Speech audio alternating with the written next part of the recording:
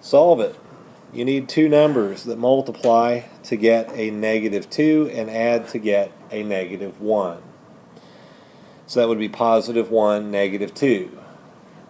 But you reverse them to come up with the answer. So it's not +1, -2, it's -1, +2. Answer is C. Number 2, two numbers that multiply to get 3 and add to get 4 would be 3 and 1. But the opposite of those would be -1, -3, which would give you your answers. A. 3, two numbers that multiply to get 10 and add to get 7 would be 5 and 2, but the opposite of those would be -5, -2. C. Number 4, to get a -24 from multiplication, but come up with a +2 from addition, would have to be 6, -4. But the opposite of those would be 4 and -6, so it would be C. -20. Multiply to get -20, add to get a +1. 5 and -4. So reverse those, and it should be -5 and +4. B. Okay, here is the problem. We have x squared plus 8x plus 12 divided by x plus 2. If you went through synthetic division or long division on this, you wasted your time.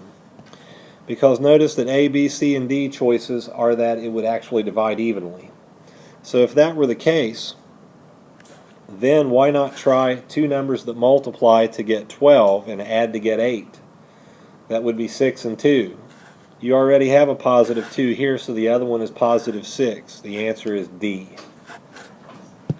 The objective is to solve polynomial equations. This will be your test on Thursday. Here's an example. 10x to the fourth minus 13x to the third plus 1 or minus 148x squared plus 271x plus 60 equals 0. After looking at the graph on the graphing calculator, we've decided that -4 is a possible root. So what we're going to do is divide -4 into 10, -13, -148, 271, and 60. See what we come up with. Okay, so to start we have to drop this 10. And then -4 times 10 is -40. Write it here. Add that column. That's a -53. And then we have to multiply -4 by -53. So that would be 212. We put 212 here and then add a -148 plus 212 would be 64. So we put the 64 here. -4 times 64 is a -256. Add that column to come up with a 15. And then -4 times 15 is going to be a -60. So it is indeed a root, the -4. But when we go back to write this, we don't write x minus 4. What do we write?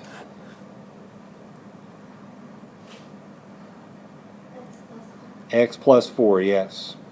And then here's what we had left over. 10x to the third minus 53x squared plus 64x plus 15, and then equals 0. Alright, we'll go back to the graphing calculator and see if we can determine what root we're going to use next. Any questions about this problem?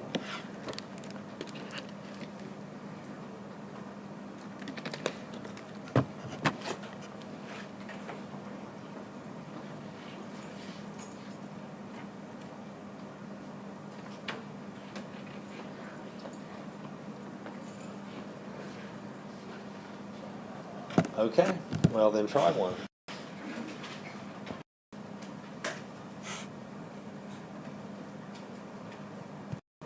from the graph on our calculator, we determined that the graph crosses at -1. So we will divide -1 into 12, -13, -63, -23, and +15, which should be really easy. Alright, so here we go. Drop the 12 and multiply by -1. That's a -12. Place it there. Add the column to get -25. Multiply by -1 to get 25. Place it there. Add that column. And what is that, a -38? -38 times a -1 is +38, and that'll give us a +15. Multiply by -1 to get a -15. So it is even. No remainder. And that means that instead of x minus 1, we're going to write x plus 1. And what's left over is 12x to the third minus 25x squared minus 38x plus 15. Alright, the other thing that we found is crossing the x-axis is probably a +3. So we'll divide 3 into 12, -25, -38, 15. Okay, so drop the 12, multiply by 3. That's 36. Add to get an 11. Multiply by 3. That's 33. Add to get a -5. Multiply by 3 to get a -15. So no remainder means that goes in evenly. So from before we had x plus 1, now we have x minus 3, with 12x squared plus 11x minus 5 left over. So we can try to factor that last part.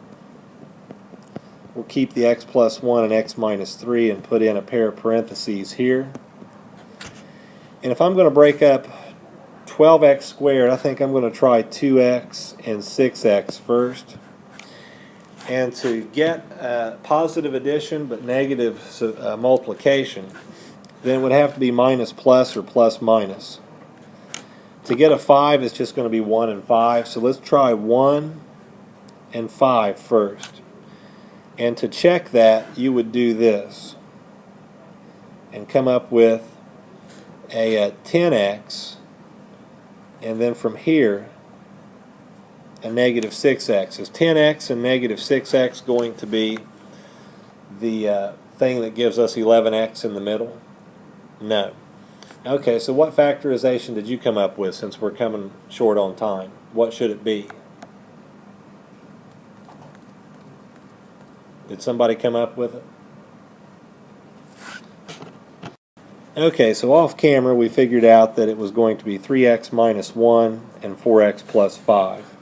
So this should be 3x minus 1, and this should be 4x plus 5. Alright, so that means if we go through and solve each of these, we're a little short on time. This would be -1, that would be 3, that would be a 1/3, and this would be a -1 1/4.